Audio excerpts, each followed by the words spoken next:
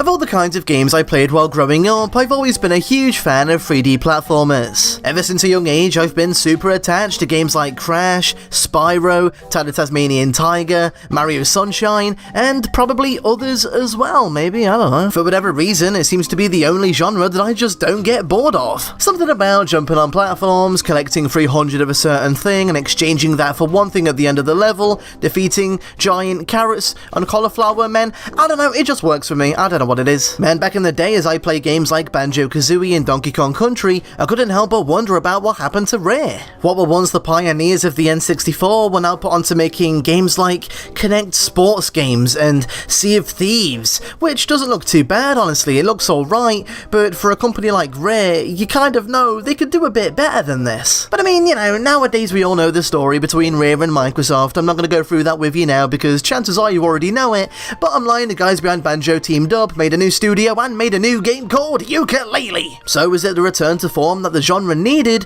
or was there a good reason that the 3D platformer died out in the first place? That question put a ton of pressure on Yooka-Laylee, as although 3D platformers were starting to make a comeback, this was the game to kind of spearhead that movement. This was the game that had a lot to prove. Yooka-Laylee centers around, believe it or not, Yooka and Laylee, who are on a quest to collect all the things before the big bad guy can do the thing that will ruin everything, or something. I don't really know. It isn't difficult to see the parallels between this game and Banjo-Kazooie, and that's kind of the point, really. Although Playtonic Games, as they're now known, did do a lot with Yooka-Laylee to establish it as its own thing, there's definitely a part of them that very intentionally wanted to play on everyone's nostalgia in ways both good and bad. You bet I'll get on to that. To start off with, I really like the characters. Although I'm not really a fan of the designs in particular, I do like the personalities of Yooka and Laylee. Yooka's friendly and gentle and helpful, Laylee's sarcastic and a bat. I mean, again, it is literally Banjo and Kazooie's personalities to a T, no variation at all really, but I don't know, I like it. It makes for a good duo, I guess, I don't know. I also really like the villain, capital B. Not only do I actually like his design, his eyebrows in particular are very Tim Burton-esque in a way that appeals to me, but the character himself is great. It's pretty transparent what they were going for with this grubby, corporate, greedy fat cat. I guess the guys at Playtonic are still pretty bitter, but he's great. He's a really fun villain, they do a lot with him, and I really like him. But my favourite character in the game has to be Trowser. Everything about him is pretty genius. He's a sleazy, slimy salesman, aka a snake. He's also literally a snake, and the way he's coiled up in a pair of trousers is a really fun design. I really like it, it looks really cool, and his name is Trowser, which is wordplay, which is something to ask your parents about, because I'm not. And all of these things come together to make a really, really fun character. I really like him. He's like a little nugget of rare genius. I would not be surprised in the slightest if it turned out that Trowser was a cut character from Conker or something, you know? Like, he's just too good. It's just kind of too bad that I can't be this complimentary to any other visual facet of this game, aside from these eyebrows, which are I can't even read what I wrote there. I forgot about that. I'm not reading that. Why do I write the stupidest scripts on the bloody planet, aside from these eyebrows, which are...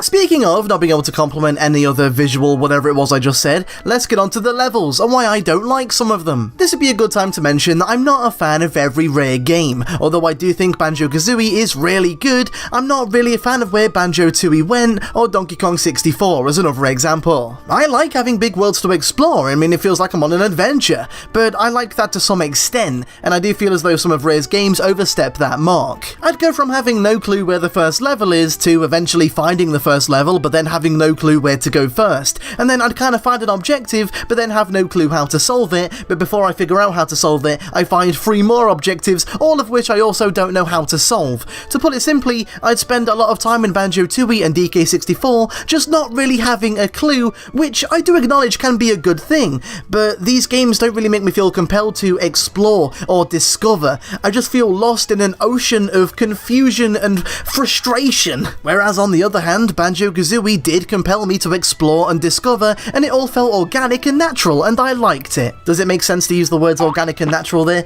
Probably not, but you know what? I'm a game reviewer. I can get away with it.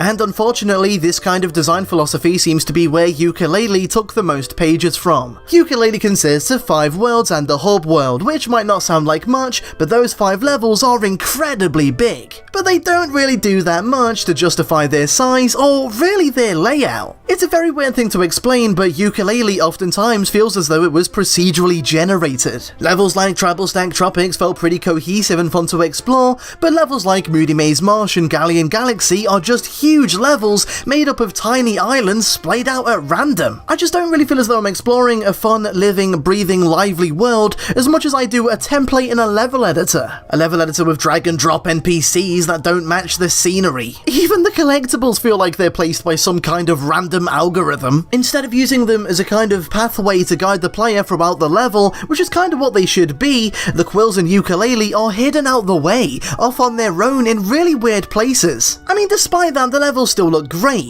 The sky in Glitter Glaze Glacier looks fantastic. I really like the overall atmosphere of Capital Casino, and it really shouldn't be any surprise to anyone at this point that I really appreciate the Halloweeny aesthetic of Moody Maze Marsh. Even if it is a bit half-assed, it's not really a Halloween level, it's no Mad Monster Mansion, but it'll do, I guess. But yeah, the levels are kind of empty and lifeless and boring and dull and empty and lifeless and dull. And then between almost every level is a stupid, annoying, awful quiz, which only really seems to exist because Banjo did it. I mean, Banjo did it once, Yooka-Laylee does it like 3 or 4 times, and even at one point it surprises you with it in the middle of a level. And not only does the game make a playful jab at how awful they are, and yet still continues to do it, but it even lies to you at one point, telling you that there won't be any more quizzes, and there are multiple more. Like, why would you do that? Speaking of awful, the minigames. Oh my god, they're bad. Why are they that bad? Why? Some of them aren't as bad as others, especially not since they've kind of patched them out and fixed them up and tweaked them around a little bit, but bloody hell, the ones that are bad are pretty bad. I still don't know if I'm playing the mini-cart game wrong, or if you're just supposed to get hit 1,000 times. I really don't know. I just can't really fathom how the guys that defined the Nintendo 64 and the dawn of 3D gaming in general